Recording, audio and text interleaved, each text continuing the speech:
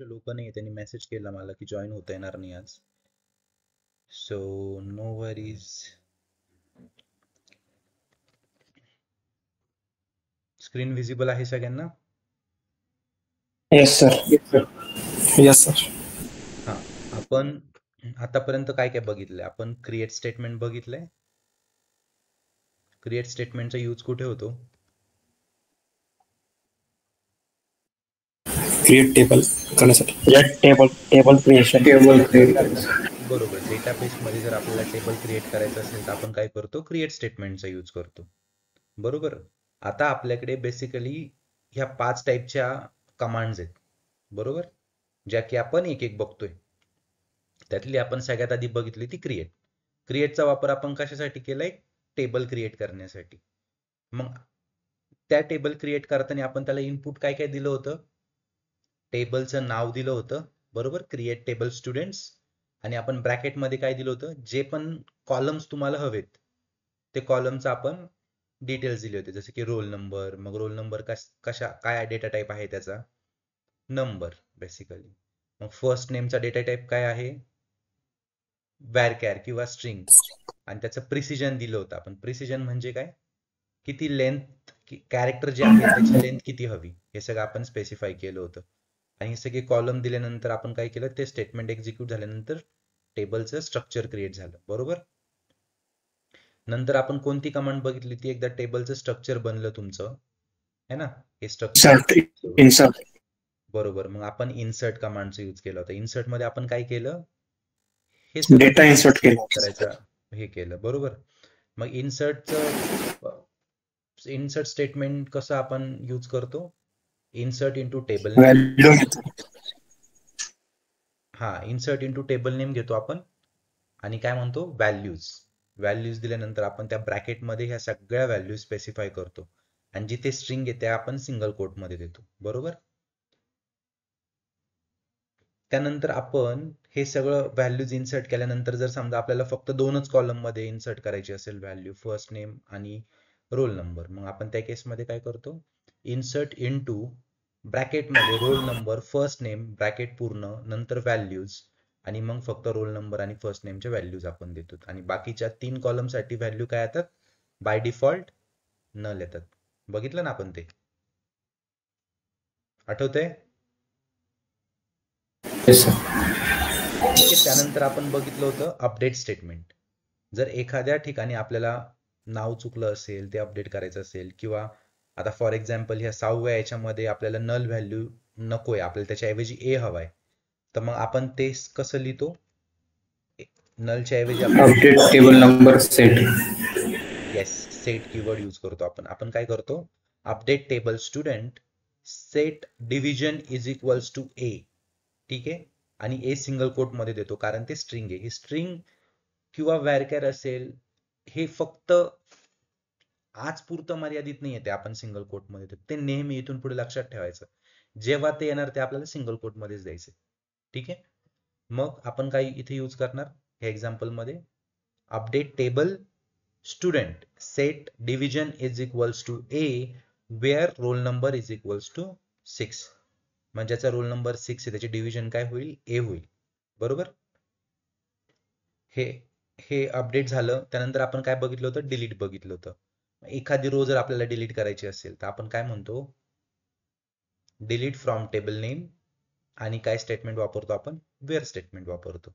Wear statement जर नाही दिला, आपण डिलीट फ्रॉम स्टुडंट इतकं जर म्हटलं तर काय होणार? सगळ्या रो डिलीट होणार तुमच्या कोडच्या सगळ्या. ठीक आहे. सेम अपडेट मध्ये जर तुम्ही वेअर क्लॉज नाही दिला इथे, where roll number is equals to 6, ठीक आहे, हे जर दिलं नाही तर फक्त हीच म्हणजे फक्त डिव्हिजन ह्या रेकॉर्ड साठीच ए होणार नाही, ती सगळ्या रेकॉर्ड साठी ए होऊन जाणार ऑटोमॅटिक. ठीक आहे.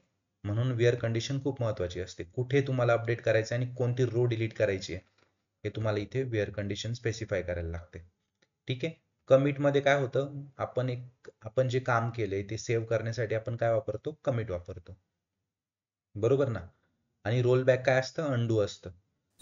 कुठपर्यंत अंडू करतं? जोपर्यंत तुम्ही लास्ट टाइम कमिट केलेलं आहे तिथपर्यंत. ठीक आहे. ज्यावेळेस तुम्ही एखादी डीडीएल कमांड परफॉर्म करता त्यावेळेस काय होतं, ऑटोमॅटिकली कमिट होऊन जातं.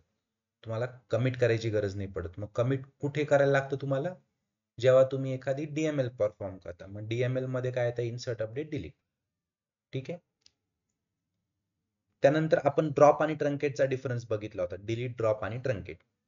ड्रॉप आणि ट्रंकेटला आपण रोल बॅक करू शकतो का, या दोन्ही यांना नाही करू शकत. नाही. आपण रोल बॅक करू शकतो.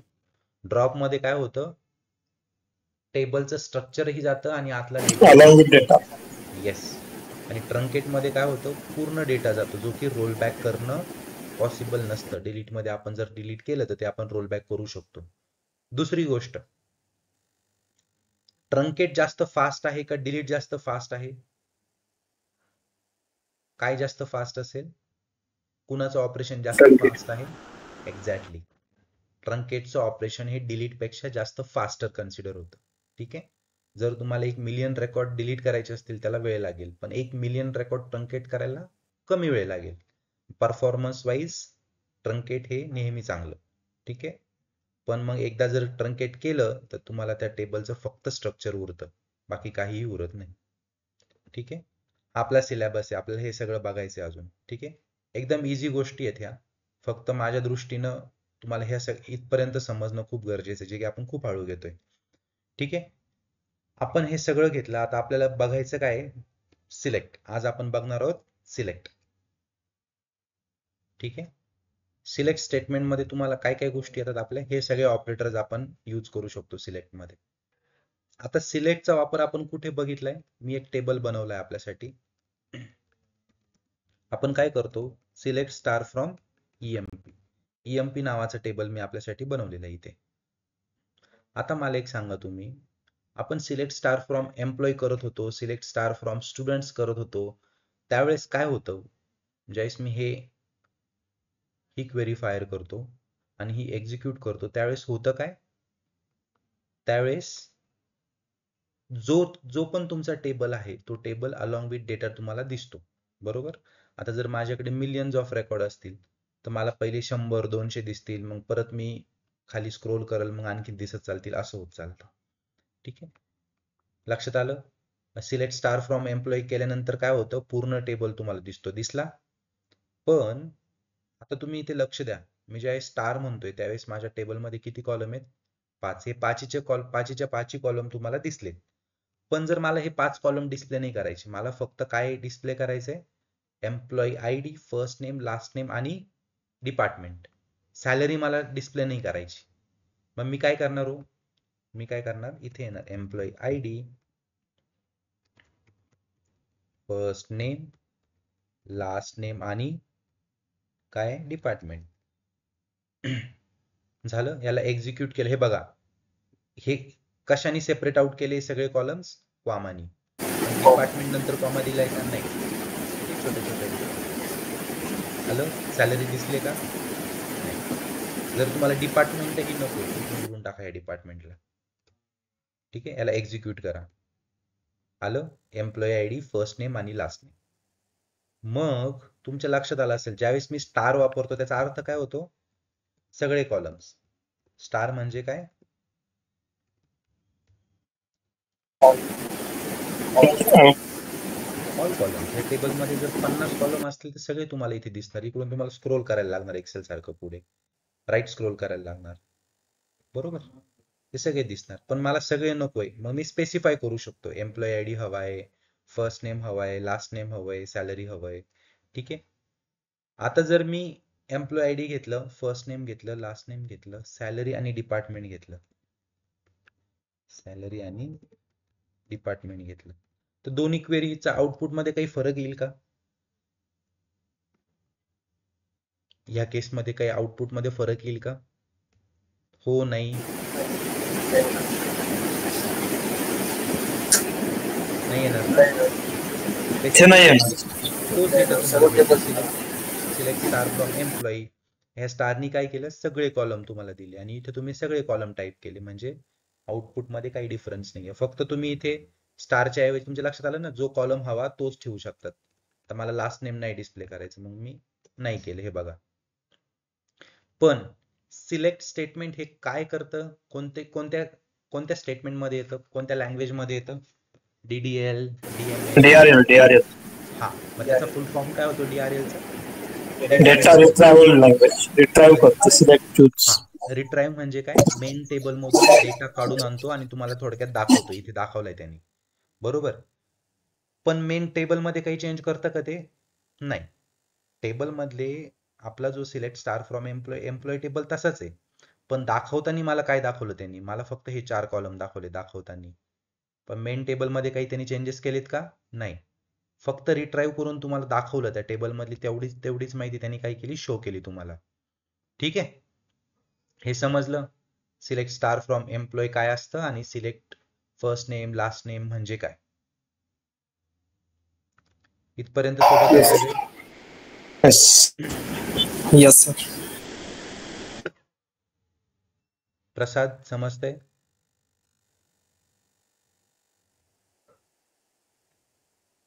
कुणाल? प्रसाद?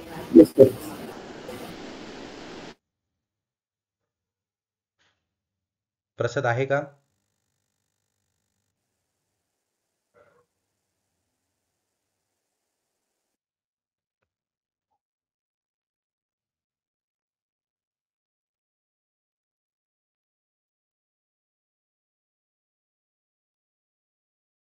कुणाल, दीपक समजतंय? हो sir. Yes sir. Yes sir. जास्त अवघड नाही त्याच्यामध्ये. ठीक आहे. Yes sir.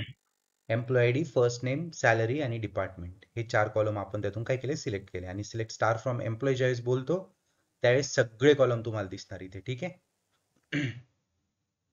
आता मला एक सांगा, आता जर मी असं केलं सिलेक्ट स्टार फ्रॉम एम्प्लॉई, आता मला फक्त असे लोक हवेत ज्यांचं डिपार्टमेंट HR आहे आणि त्यांचे सगळे कॉलम डिस्प्ले झाले पाहिजे. मग मी इथे काय करतो? फक्त वेअर कंडिशन टाकतो. Where department. डिपार्टमेंट हा शब्द मी का घेतला?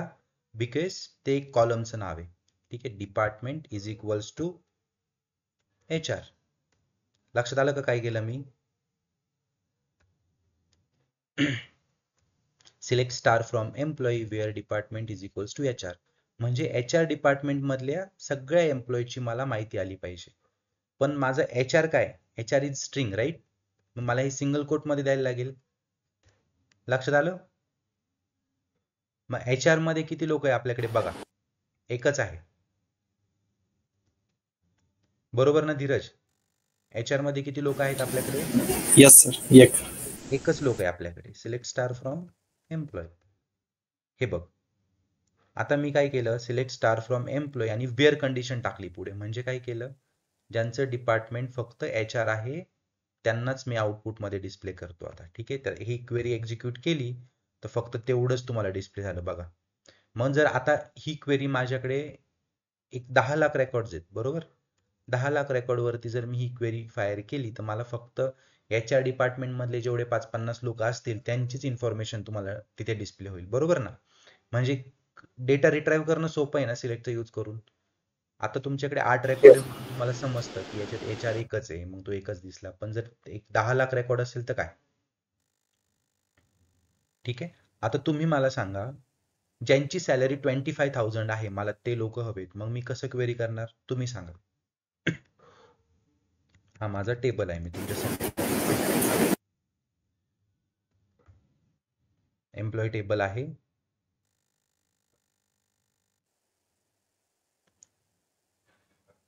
Salary is equal to, you know sir. Exactly. Select star from employee where salary is greater than 25,000.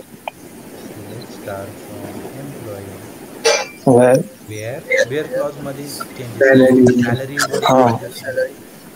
Wear salary is equal to 25,000. Greater than 25,000. Equals to किंवा greater, जे पण आपण condition दिली. हाँ 25,000 असणारे हवे. मग आता 25,000 असणारे किती माझ्याकडे? बघा, 1 2 दोनच आहेत, बरोबर? मग select star from employee where salary is equals to 25,000. मग जर हे मी एक्झिक्यूट केलं तर किती रेकॉर्ड येतील मला? 2. आले 2 रेकॉर्ड. पण आता ह्या क्वेरी मध्ये मी असं मॉडिफिकेशन करतो, मला फक्त त्यांचे एम्प्लॉय आयडी हवे. लक्षात आलं का? फक्त एम्प्लॉय आय डी हवेत, बाकी हे सगळं काहीही नकोय. पण कुणाचे? ज्यांची सॅलरी 25,000 आहे त्यांचेच एम्प्लॉय आय डी हवे. मग ही क्वेरी तर बरोबर आहे, फक्त स्टारच्या ऐवजी काय येणार? Employ ID. Employ I D, त्यांचेच एम्प्लॉय आय डी तुम्हाला डिस्प्ले होतील ज्यांची सॅलरी 25,000 आहे. लक्षात आलं? इझी आहे, फक्त तुम्ही क्वेरी फॅब्रिकेट कशी करतो ते लक्षात घ्या. ठीक आहे. आता पुढची रिक्वायरमेंट, माझी अशी रिक्वायरमेंट आहे की असे एम्प्लॉईज मला हवे ज्यांची सॅलरी ही 50,000 पेक्षा जास्त आहे. मग त्या केसमध्ये आपण काय करतो? Select star from employee where salary is greater than 25,000. हे एक्झिक्यूट केलं. isn't it 25,000? ओके. 25,000 असणारे किती आहेत? च्या पेक्षा जास्त असणारे 3 एम्प्लॉई आहे. ठीक आहे, लक्षात आलं? पण आता मला असं हवंय 25,000 पण त्यात इन्क्लूड पाहिजे. मग सॅलरी ग्रेटर दॅन, मग त्याच्यामध्ये 25,000 असणारे सुद्धा लोक येतील.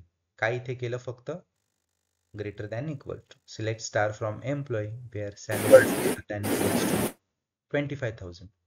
आता 25,000 पेक्षा कमी असणारी सॅलरी कशी काढणार मी? फक्त याला मी रिप्लेस करणार. ओके, एक्झिक्यूट केलं.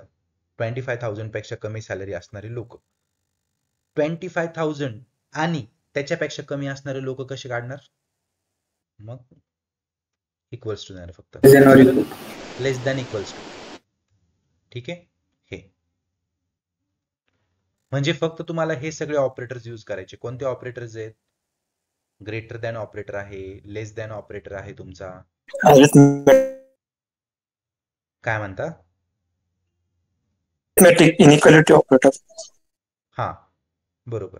मग हे तुमचं greater than equal, less than equal to आहे. मग हे ग्रेटर दॅन इक्वल टू आहे, हे नॉट इक्वल्स टू आहे. दोन पद्धतीने देतात, आणि की इक्वल टू आहे. ठीक आहे, सगळे ऑपरेटर्स आपण वापरतो. मग जर आता मला असे रेकॉर्ड्स हवे ज्यांची सॅलरी 25,000 सोडून कोणती पण असेल, कसं काढणार आपण? Not equal to 25. येस, 25,000 सोडून कोणती पण. मग it should be not equal to. ही लिहिण्याची अशी एक मेथड आहे, नॉट इक्वल्स टू 25,000. ठीक आहे, नॉट इक्वल्स टू 25, म्हणजे 25 सोडून सगळे येईल. किंवा कसं आहे इथे बघा, किंवा कसं आहे नॉट इक्वल्स टू लिहिण्याची आणखीन एक मेथड, हे दिसतंय का?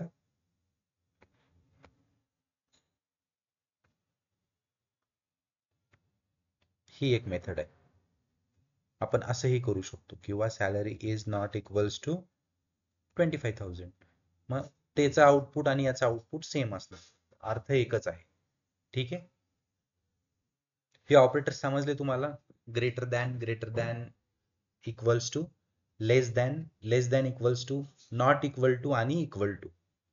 ठीक आहे, आता मला तुम्ही सांगा. हा, तुम्ही आता मला इनपुट द्या. मला HR डिपार्टमेंट सोडून सगळे लोक हवे. मग मी कसं करणार query? HR department Not equal to HR. Where department is not equal to HR. Select start from employee where department is not equal to HR. Department is not equals to HR. येईल का output?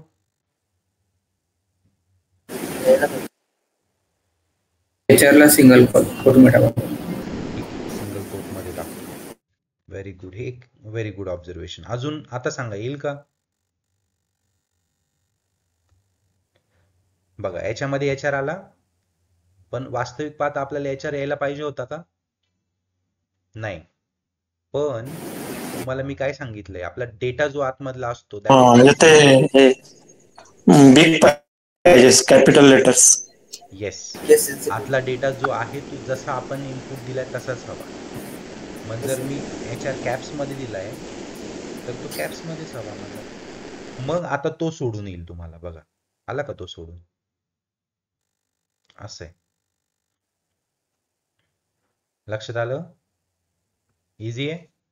असं तुम्ही कोणत्या याच्यावरती कोणत्याही कॉलमवरती wear condition घेऊ शकता.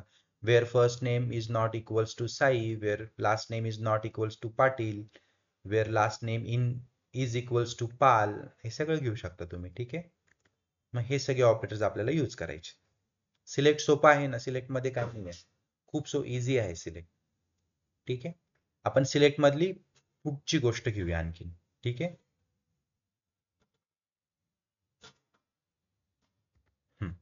आता मला सांगा, बिटवीन ऑपरेटर आपल्याला बघायचं. ठीक आहे. बिटवीनचा यूज कुठे होतो? बिटवीन या शब्दाचा अर्थ काय होतो? राम आणि सीता दोन गोष्टींच्या आतमध्ये. Very good.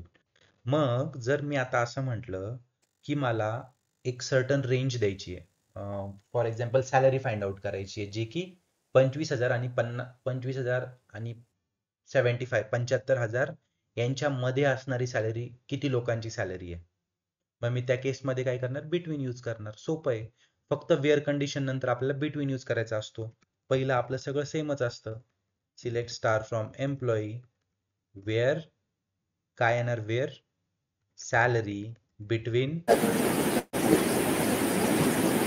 Wear salary between. हे बघा इथे तुम्हाला इथे नोटिफिकेशन पण येत चालतं. बिटवीन, बिटवीनच लिहायचं. बीईटी जर घेतलं तरी बिटवीनच येणार नाही का. हे नोटिफिकेशन येत चालतं. पण त्याला एंटर दिलं किंवा त्याला असं खाली येऊन असं हे केलं तरी ते पूर्ण घेतं. ठीक आहे. बिटवीन, वेअर सॅलरी बिटवीन 25,000 आणि अँड ओके अँड 75,000. लक्षात आलं का? मग 25,000 आणि 75,000 यांच्यामध्ये सॅलरी असणारे रेकॉर्ड्स किती आपल्याकडे बघा. प्रत्येकाची सॅलरी ही 25,000 आणि 75,000च्या मध्ये असेल, पण 25,000 आणि 75 त्याच्यामध्ये इन्क्लूड असणार. Okay. 25 and 75,000 will be included salary मध्ये. ठीक आहे. आता मला सांगा, पुढचं व्हर्जन घेऊया आपण, एक हे ऑपरेटरचं पुढची एक स्टेप. आता मला सांगा तुम्ही 25,000 आणि 75,000 यांच्या मधले तर रेकॉर्ड तुम्हाला भेटले, पण ते नकोय, त्याच्या व्यतिरिक्त हवे उरलेले. Not between. मी सिंपली तर फक्त लिहितो नॉट बिटवीन. लक्षात आलं? Not between 25,000 and 75,000. सी किती आहेत रेकॉर्ड जे की 25,000 आणि 75,000च्या मध्ये नाही आहेत. एकतर 25,000च्या आतमध्ये असतील किंवा 75,000 पेक्षा जास्त असतील. मग 75,000 पेक्षा जास्त असणारी आपल्याकडे सॅलरी नाही आहे आपल्या त्या 8 रेकॉर्ड्स मध्ये, पण 25 पेक्षा कमी असणारे रेकॉर्ड्स आपल्याकडे आहे. 20 आहे, 20 आहे आणि 15 आहे. मी फक्त काय केलं, बिटवीनच्या ऐवजी बिटवीनच्या अगोदर काय घेतलं? Not between. मग बिटवीन आणि नॉट बिटवीन त्याच्या विरुद्ध, नॉट ज्यावेळेस आपण यूज करतो ते त्याच्या विरुद्ध असतं. लक्षात आलं? Between, not between. Yes, sir. Yes, sir. Yes, sir. Deepak, Yes, sir. Yes, sir. नक्की लक्षात आलं? परत सांगू? Dheeraj, No, sir. Yes, sir. Kunal, Yes, sir. ठीक आहे. आपण तरी पण परत एकदा उदाहरण घेऊ बिटवीनचं. ठीक आहे. Select star from EMP. आता मला तुम्ही सांगायचं या केसमध्ये, मला 105 आणि 108 याच्यामध्ये येणारे सगळे रेकॉर्ड्स हवे. मग मी काय करणार सांगा? Star from table.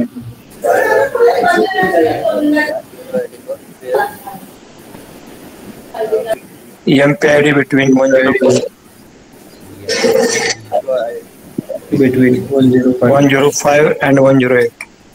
पण त्याच्यामध्ये 105 आणि 108 हे इन्क्लुडेड असतात बिटवीन मध्ये बरं का. हे जे लोअर लिमिट आणि अप्पर लिमिट आहे that is included in your result set. हा तुमचा रिझल्ट सेट आलेला आहे, याच्यामध्ये 105 आणि 108 इन्क्लुडेड आहे. ठीक आहे. यांच्या व्यतिरिक्त जर उरलेले नंबर बघायचे असेल तर जस्ट नॉट बिटवीन. लक्षात आलं? खूप सोपं आहे. चला, बिटवीन नॉट बिटवीन झालं. थोडस आपण पुढे जाऊया. In not in. आता तुम्ही बघितलं आपण जर आपल्याकडे टेबल असेल तर आपण त्याच्यावरती काय काय कंडिशन देतो? सिलेक्ट स्टार फ्रॉम एम्प्लॉई, आपण वेअर कंडिशन देतो, where salary is equals to 20,000. किती लोकांची आहे? या 2 लोकांची. ठीक आहे. याच्या अगोदर एक दुसरी गोष्ट घ्यायची आहे मला, ते आहे अँड ऑर. आता अँड आणि ऑर यांचा शब्दशः अर्थ काय होतो? जर मी म्हटलं I have pen and pencil, okay, किंवा मी जर बोललो एखाद्याला Dheeraj give me pen and pencil, okay, तर याचा अर्थ काय होतो? धीरज मला पेन आणि पेन्सिल दोन्ही पण दे, बरोबर ना? आणि जर मी धीरजला बोललो Dheeraj give me pen or pencil, एकतर पेन दे नाही तर पेन्सिल दे, बरोबर ना? मग अँडचा यूज कुठे होतो? ज्यावेळेस आपल्याला दोन्ही कंडिशन ह्या सॅटिस्फाय झालेल्या हव्या. ओके, फॉर एक्झाम्पल आपण उदाहरण घेऊया. ठीक आहे, आधी आपला टेबल एकदा ऑब्झर्व करा तुम्ही. ठीक आहे, इम्पॉर्टंट आहे, लक्ष द्या सगळे.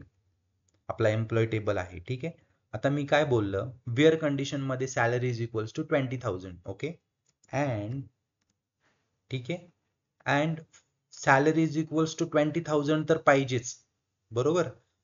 पण दुसरी रिक्वायरमेंट अशी आहे, त्याचं डिपार्टमेंट कोणतं हवं मला? HR हवं. Department is equals to HR.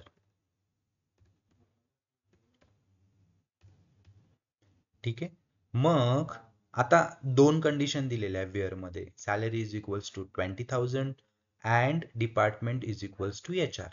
मग आता तुम्ही बघा, सॅलरी इज इक्वल्स टू 20,000 असणारे किती रेकॉर्ड आहेत? 1 आहे आणि इथे दुसरं आहे. 2 रेकॉर्ड आहेत आपल्याकडे.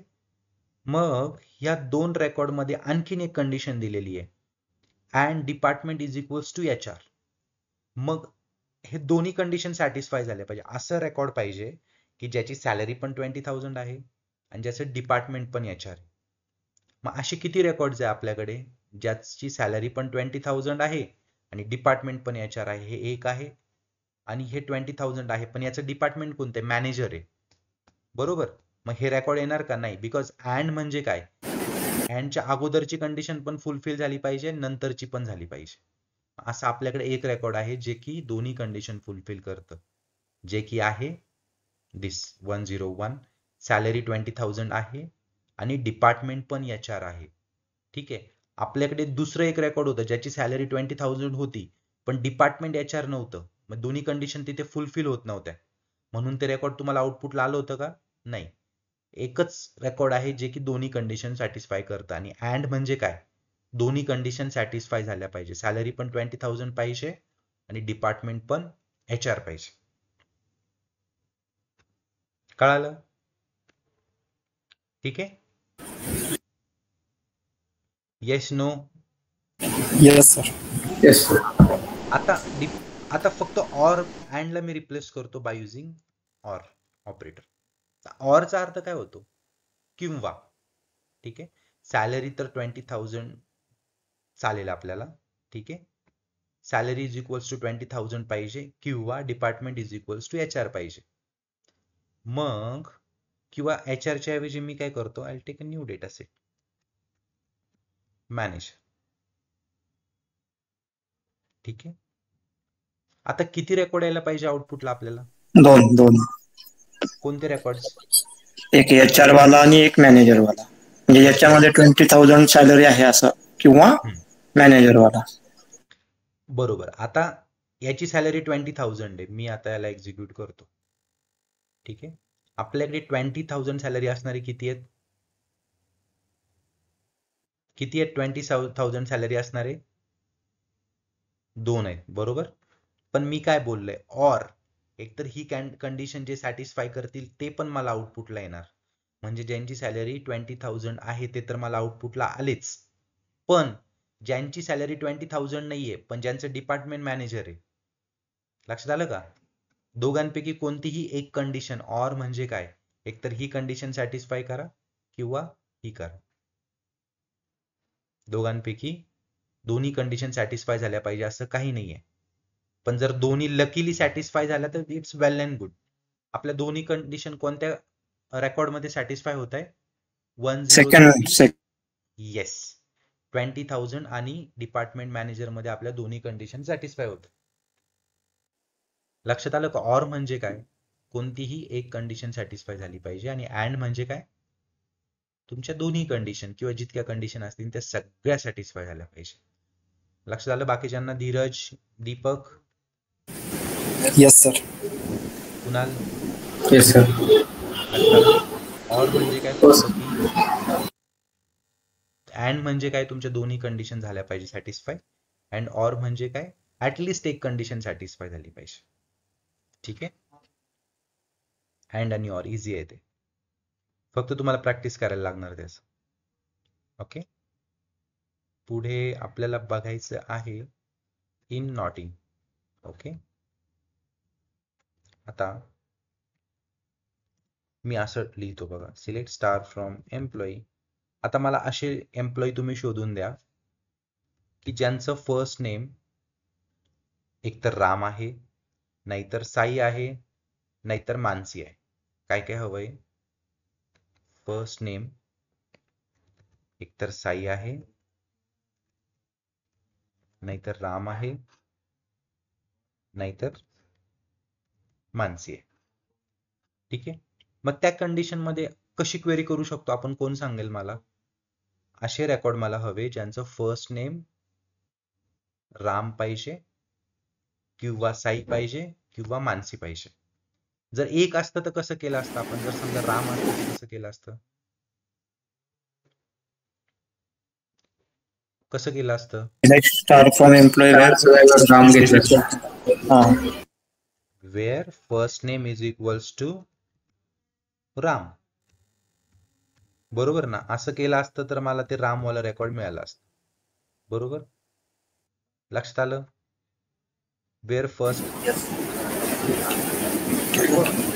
जर मी ते अँड टाकून परत लिहिलं, and first name is equals to Sai, तर चालेल का?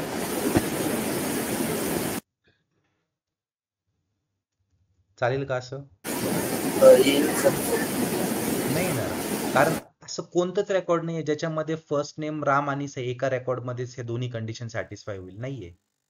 मग ज्यावेळेस एकाच कॉलम वरती तुम्हाला मल्टिपल कंडिशन द्यायच्या असतात, फर्स्ट नेमच कॉलम आहे, याच्यावरती मल्टिपल रिझल्ट सेट हवे तुम्हाला, साई हवंय, मानसी हवंय, राम हवंय, मग त्यावेळेस आपण काय करतो, इक्वल्स टू ला आपण रिप्लेस करतो by using in. In Ram, Mansi and Sai. ठीक आहे, काय केलं आपण? राम, मानसी, आणि फक्त एका कॉलम वरती ज्यावेळेस मल्टिपल कंडिशन्स आपण देतो, इथे या फर्स्ट नेम जो कॉलम आहे त्याच्यावरती तुम्हाला काय पाहिजे, मल्टिपल रिझल्ट सेट हवे, राम, मानसी आणि साई. त्या केसमध्ये काय केलं मी, आय युज्ड इन. कोणता ऑपरेटर वापरला? इन. सी, राम, मानसी आणि साई. आता परत एक कॅच आहे इथे, यांच्या व्यतिरिक्त जर बाकीचे रेकॉर्ड्स पाहिजे असेल तर कसं? फक्त एक वर्ड टाकतो आपण, नॉट इन. इन आणि not in, between, not between, तसं in, not in. Okay, select star from employee where first name not in this particular values. मग ह्या व्हॅल्यू मधलं नाव नसावं थोडक्यात. आणि इन म्हटलं तर काय अर्थ होतो, ह्या व्हॅल्यू मधलं नाव असावं. मी जर नॉट इन करून एक्झिक्यूट केलं तर तुमच्या आउटपुटला बघा, आउटपुट मध्ये हे 3 नाव नाही दिसणार तुम्हाला. आणि जर मी इन म्हणून एक्झिक्यूट केलं तर तुम्हाला आउटपुट मध्ये ह्या 3 व्हॅल्यू दिसतील, राम, मानसी आणि साई. इझी आहे ना? काही कॉम्प्लिकेटेड वाटतंय? No sir. जास्त होतंय, थांबायचं. जास्त होतंय? नाही तसं काही नाही सर. नाही ना? नाही सर. चालेल, मग करू कंटिन्यू आपण. ओके.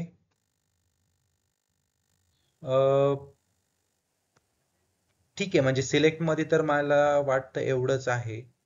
आपण आपल्या डॉक्युमेंटला एकदा गो थ्रू करूया.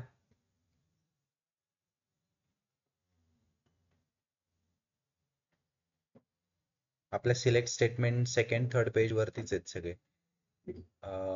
Renaming DRL C. आपण सिलेक्ट मध्ये काय काय बघितलं? Select star from table name आणि वेअर कंडिशन हे बघितलं आपण. मग आपण मल्टिपल कंडिशन्स दिल्या, बरोबर. मग कंडिशन देण्याची मेथड कोणती आहे? आपण बघितलं where this value is equals to, I mean salary is equals to 25,000, not equals to 25,000, greater than, less than, okay, less, greater than equals to, less than equals to and not equal to. मग हे सगळे तुमचे operators आहेत. ठीक आहे, हे सगळे आपण बघितले. बिटवीन, नॉट बिटवीन बघितलं आपण. बिटवीन आणि नॉट बिटवीनचा यूज कुठे होतो? बिटवीन का वापरतो आपण? एक ठराविक रेंज मधल्या व्हॅल्यू जर आपल्याला फाइंड आउट करायच्या असेल, ठीक आहे, फॉर एक्झाम्पल 80 ते 100 मार्क आणणारे स्टुडंटची नावं आपल्याला पाहिजे असेल त्या पर्टिक्युलर डेटाबेस मधून, तर मग आपण कसं काढू शकतो? Select star from student table for example where marks between 80 and 100, बरोबर. मग ते तुम्हाला आउटपुटला सगळे तेच रेकॉर्ड मिळतील ज्यांचे मार्क्स 80 आणि 100च्या दरम्यान आहे. ठीक आहे. इन आणि नॉट इन बघितलं आपण. इन आणि नॉट इन बघितलं आता just. Yes sir. Like operator आहे, will continue with like operator tomorrow. ठीक आहे. लाईक आपण उद्या बघूया. आणि त्याच्यासोबत आणखीन आपल्याकडे काय आहे उद्यासाठी? वी हॅव असेंडिंग डिसेंडिंग बघूया, ऑर्डर बाय क्लॉज आणि डिस्टिंक्ट कीवर्ड बघूया आपण उद्या. ठीक आहे.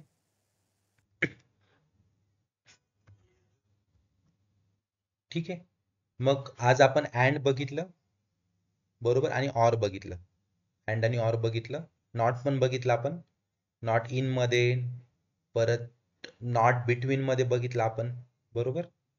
हे सगळे पेज नंबर 7 मध्ये सगळे यांचे प्रॅक्टिकल एक्झाम्पल्स दिलेले इथून पुढे. Students where number is equals to 2, number is less than 2, number is greater than 2, number is less than equals to 2, greater than equals to 2. मग त्याचं आउटपुट बघा कसं चेंज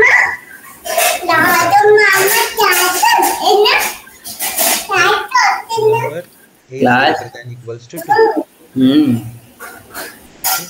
मग इथे आउटपुटला काय आलं? अशी व्हॅल्यू आली ज्याचा नंबर काय आहे 2 पेक्षा किंवा 2 पेक्षा मोठा आहे. हे बघा इथे आउटपुट पण दिलेलं आहे. याला एकदा गो थ्रू करायची प्रॅक्टिस करा. Select star from students where number is not equals to 2. मग इथे आउटपुटला नंबर कॉलम मध्ये बघा 2 आहे का? नाहीये. हा तुमचा आउटपुट एक्सपेक्टेड आहे. हे सगळं गो थ्रू कराय. इथे बघा नॉट इक्वल्स टू 2. मग इथे where number not equals to 2. मग number 2 equal not equals to 2 म्हणजे 2 सोडून सगळे नंबर इथे आलेले. ठीक आहे. अँड ऑपरेटर मध्ये काय होतं? अँड मध्ये दोन्ही कंडिशन आपल्याला फुलफिल करायला लागतं. See this will give the output Wien all the condition become true. आपण 2 कंडिशन वापरले होते, मग त्या दोन्ही आपल्या ट्रू झाल्या पाहिजे. ऑर मध्ये काय होतं? दोघांपैकी एक कंडिशन जरी ट्रू झाली तरी तुम्हाला रिझल्ट सेट मिळतो. दोन्ही कंडिशन ट्रू झाले तर वेल अँड गुड, पण जर एकच झाली तरी तुम्हाला रिझल्ट मिळतो. बिटवीन मध्ये काय होतं? It will give the output based on the column and its lower upper bound values. बरोबर, आपण घेतलं होतं select star from employee where salary between 25,000 and 30,000 or what ever it is. ठीक आहे. पण त्याच्यामध्ये 25,000 अँड 30,000 इन्क्लुडेड असतं, ते लक्षात राहू द्या. ठीक आहे. नॉट बिटवीन मध्ये काय होतं त्याच्या व्यतिरिक्त. इन आणि नॉट इन मध्ये काय होतं? आपण आताच बघितलं. एकाच कॉलम वरती मल्टिपल तुम्हाला हे द्यायचं असेल, व्हॅल्यू द्यायच्या असतील तुम्हाला एका कॉलम वरती मल्टिपल, तुम्ही काय करू शकता? इन वापरू शकता. नॉट इन काय असतं? त्याच्या ऑपोजिट. ठीक आहे. नल नॉट नल आपण बघूया. नल काय असतं हे आपल्याला अजून बघायचं. इझी आहे, समजलं? Yes sir. लाईक ऑपरेटर बघायचं का आता?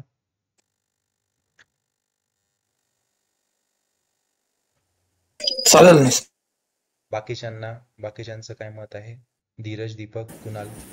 चालेल सर. दीपक, कुणाल? चालेल. चालेल, ठीक. Will see like operator. नाही, याच्या अगोदर आपण एक दुसरं बघूया.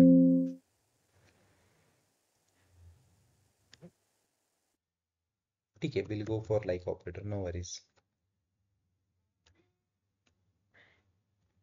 लाईक ऑपरेटरचा यूज कुठे होतो? सेम गोष्ट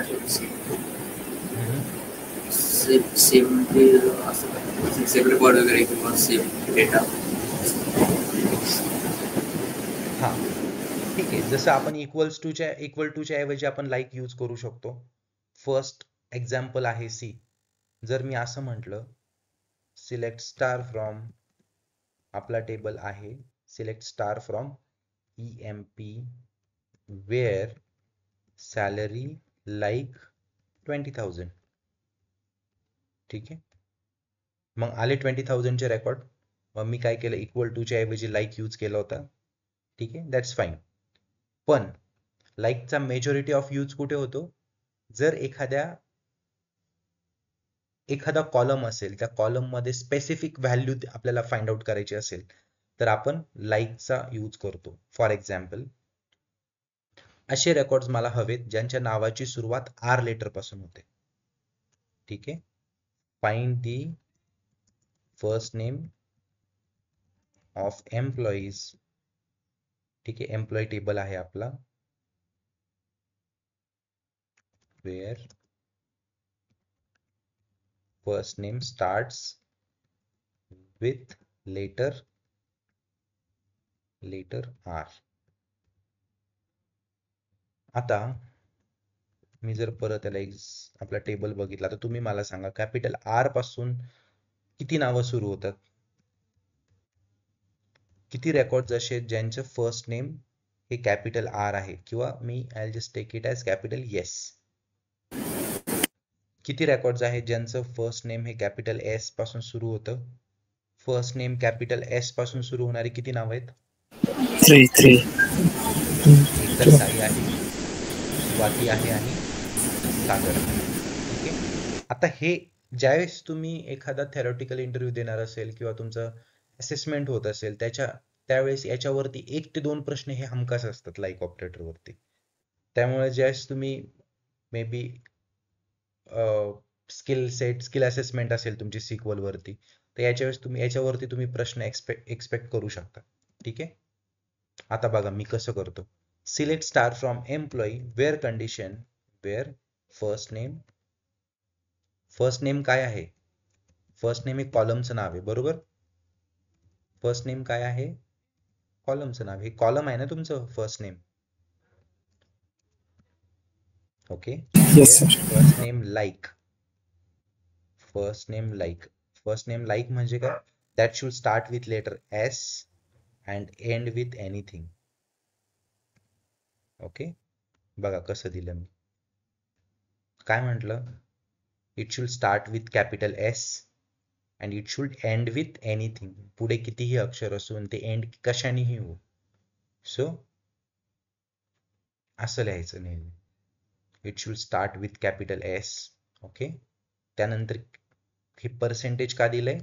पर्सेंटेज विल स्पेसिफाय, लाईक त्यानंतर कितीही कॅरेक्टर्स असो तरीही आपल्याला त्याच्याशी फरक पडत नाही, पण पहिलं नाव काय पाहिजे? S पाहिजे. मग पहिलं नाव S असणारे किती आहेत? नावाचं पहिलं अक्षर S असणारे किती आहेत? 3 रेकॉर्ड आहेत आपले, बरोबर, जे की तुम्हाला आउटपुटला आलेले. ठीक आहे, लक्षात आलं काय केलं आपण? आता सांगा मला, असे लेटर फाइंड करा, असे फर्स्ट नेम फाइंड करा की ज्यांच्या नावाच्या शेवटी I आहे, कॅपिटल I. किती आहेत पहिल्यांदा ते चेक करूया आपण. कॅपिटल I असणारे किती आहेत शेवटी? किती आहे? अरे सॉरी, स्मॉल I असणारे किती आहे? 3 स्मॉल आहे 3. या स्मॉल I किती आहे? 3. मग हे क्वेरी कसं करणार? See, select star from employee where first name हे सेमच असणार सगळं. Like %i. एक्झॅक्टली %i म्हणजे काय, शेवटचं आय असावं, त्याच्या अगोदर तुमचे कितीही लेटर असू द्या, डझंट मॅटर. शेवटचं तुम्हाला इंटरेस्ट आहे स्मॉल आय असण्यात. ओके, एक्झिक्यूट करतो. सी मिळालेत का? Yes, sir. आता परत तेच, त्यातच आपण आणखीन एक हे करूया. आता असे रेकॉर्ड सांगा ज्यांच्या नावाचं फर्स्ट नेमचं दुसरं अक्षर हे स्मॉल ए असेल. फर्स्ट नेमचं दुसरं अक्षर, मग ते कसं करतो मी. सी, तुम्हाला फक्त याच्यावरती फोकस करायचं, मी हे इथं कसं क्वेरी करतोय.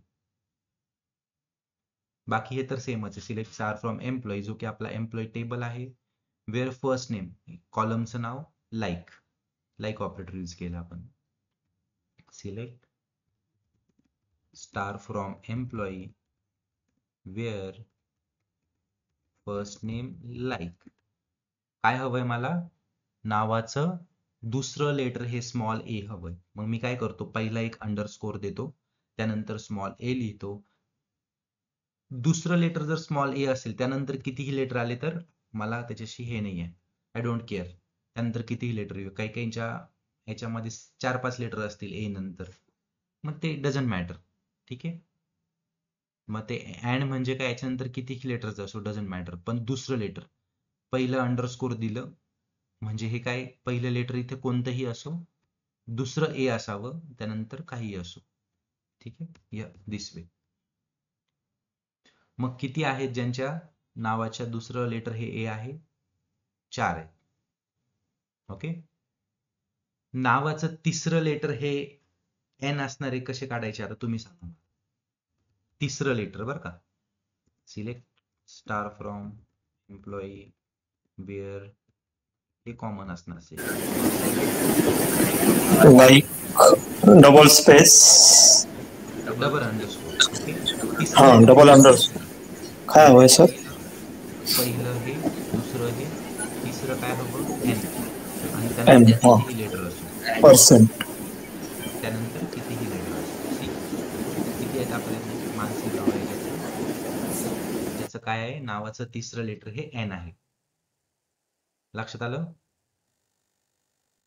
आता मला Yes, sir. नावाचं चौथं लेटर हे मे बी ए असेल. नावाचं चौथं लेटर हे ए असावं, स्मॉल. कसं करेल मी, सेम.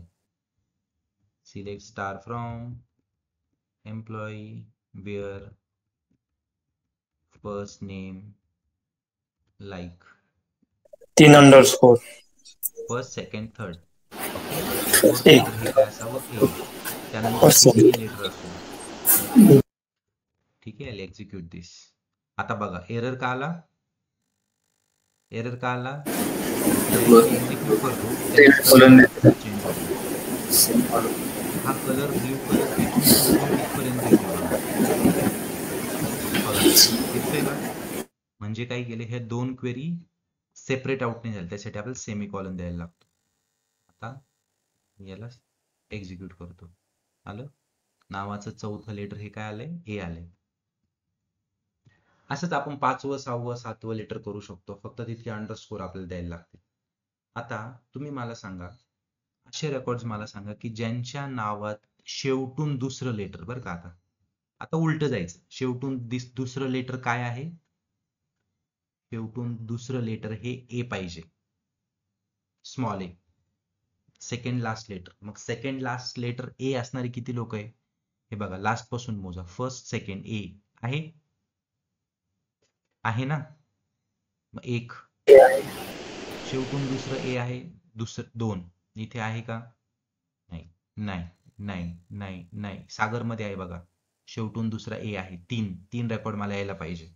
कसं करतो बघा, select star from employee where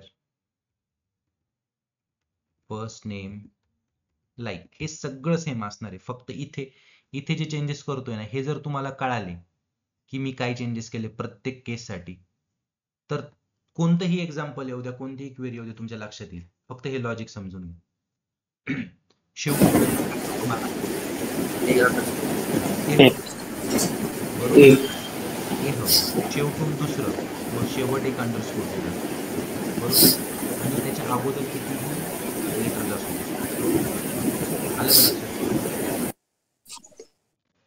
हे बघा, शेवटचं एक काही पण असू दे अंडरस्कोर दिलंय, कारण मला हे कशासाठी यूज होईल, मोजायला. शेवटून पहिलं एक, शेवटून दुसरं एच हवं मला. त्यानंतर त्याच्या अगोदर कितीही असो, आता राम मध्ये त्याच्या अगोदर एकच आर येतो, साई मध्ये एकच एस येतो, पण सागर मध्ये एस ए जी येतो, अगोदर जी येतो, ए येतो, एस येतो ह्याच्यानंतर.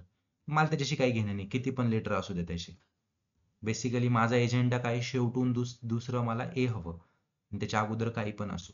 C, let me separate out this queries. आलेत? Yes sir. ओके, आता असं लेटर फाइंड करा. आता तुम्ही मला सांगा, शेवटून तिसरं लेटर जी पाहिजे मला, स्मॉल. कसं करणार? %G आणि 2 अंडरस्कोर पर्सेंट जी डबल अंडरस्कोर, बरोबर. डबल अंडरस्कोर, बाकी सेम. हा, फर्स्ट अंडरस्कोर हा, सेकंड हा जी, हेच मी इथे एक्झिक्यूट करेल, बरोबर. जी आणि डबल अंडरस्कोर. सी, आलं का? शेवटून तिसरं लेटर जी. म्हणजे असं आपण करू शकतो. आता याच्यात आणखीन एक वेगळा कॅच आहे, थोडस आणखीन, ज्यांच्या नावामध्ये ऍटलिस्ट एक ए असावा, अशी नावं मला पाहिजे, ऍटलिस्ट एक ए. मग मी कसं करतो, पर्सेंटेज ए पर्सेंटेज. काय चुकलं? ओके, इट शुड बी, बघा यांच्या नावात एक ए आहे का? प्रत्येकाच्या नावात एक ए मिळेल तुम्हाला.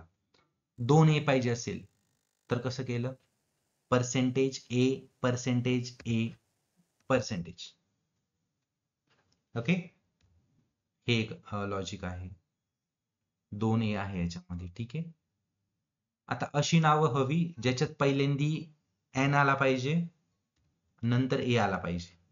अशी नावं आपल्याकडे आहे का? अनघा नाव आहे बघा, ज्याच्यामध्ये अगोदर एन येतो मग ए येतो. सी, एन आणि ए ह्या सिक्वेन्स मध्ये. मग तुम्ही इथे ए च्या ऐवजी जी पण देऊ शकता. एन आणि जी ह्या सिक्वेन्स मध्ये आहे का नावाच्या? एन आणि जी आहे. एन आणि एच आहे का? लक्षात आलं का शेवट काय केलं मी? हो. आलं ना? मी बेसिकली काय केलं, आता हे आपण तर सिक्वेन्स फाइंड करणं सोपं, आपलं कळालं की पहिला एस असेल तर काय करायचं, शेवटचा आय असेल तर काय करायचं, दुसरं लेटर हे जर ए असेल तर काय करायचं, नाही का, तिसरं लेटर एन असेल तर काय करायचं, चौथं लेटर ए असेल तर काय करायचं, मग शेवटून जर पहिलं ए पाहिजे असेल तर शेवटून दुसरं, शेवटून तिसरं, हे सगळं करू शकतो आपण आता.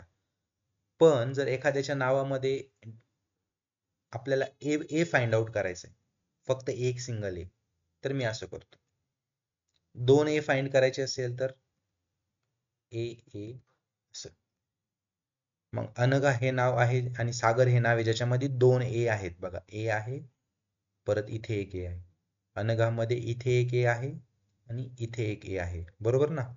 मग हे नाव तुम्हाला आउटपुटला आलं. मग हे तुम्ही एच्या ऐवजी काही पण टाकू शकता, फक्त ते सिक्वेन्स मध्ये हवं. ईच्या ऐवजी जर मी ए आणि जी एच ए टाकलं तर ए आणि एच सिक्वेन्स मध्ये असणारे काय, पहिल्यांदी ए आला, इथे आला, बरोबर, नंतर एच आला, ए आणि एच. एक्झिक्यूट करा, अनघा नाव तुम्हाला समोर. हे काही एक्झाम्पल्स आहेत, ठीक आहे. इझी आहे, काही असं नाही आहे विशेष. इथे बघा, this will give you the rows whose name start with S. इथे ऑलरेडी प्रॅक्टिस केलेली आहे, त्याचा आउटपुट तुम्हाला दिलेला आहे, खूप इझी आहे. याची प्रॅक्टिस करा, ही जी की आपण ऑलरेडी बघितलंय. This will give you the name ends with H. H नी संपलेली नावं किती आहेत बघा, सी, हे आपण बघितलंय.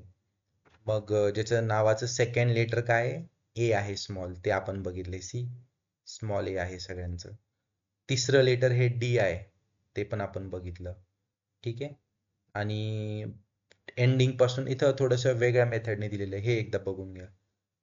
तिथे हे म्हणजे टीच्या ऐवजी जर अंडरस्कोर दिला आपण आपल्या मेथडने केले तरी चालेल. थर्ड लेटर एंड विथ ए हे पण करू शकतो. बेसिकली आपण जे घेतलं ते सगळं इथे इन्क्लुडेड आहे, त्यामुळे काहीच टेन्शन घ्यायची गरज नाही. लाईक समजलं, लाईक ऑपरेटर समजलं सगळ्यांना? Yes, sir. त्याला समजलं? Yes, sir. परत सांगतो. दीपक, कुणाल?